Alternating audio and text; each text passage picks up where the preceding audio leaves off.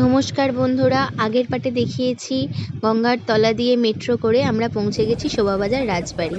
আর শোভাবাজার রাজবাড়ি ঘুরে দেখার পর আমরা ওই রাস্তা দিয়ে হেঁটে হেঁটে যাচ্ছিলাম এই যে বিকে পালের বাড়ি, যে কলকাতার বিখ্যাত কেমিস্ট অ্যান্ড ড্রাগিস্ট ছিলেন। বাড়িটা এত সুন্দর কাজ করা, পুরাতন দিনের বাড়ি, হেরিটেজ হাউস, দারুণ লাগছিল। তারপরে পৌঁছে গেলাম শোভাবাজার জেটি ঘাটে, আর যেখান থেকে আমাদের একসঙ্গে একটা মজার ঘটনা ঘটেছে। হাওড়া যাওয়ার জেটি ধরে আমরা ফার্স্টে চলে গেছিলাম বাগবাজার ঘাট, সেখান থেকে আহিরটোলার ঘাট, সেখান থেকে আবার শোভাবাজার ঘাট ঘুরে তারপর আমরা হাওড়ার ঘাটে এসেছিলাম।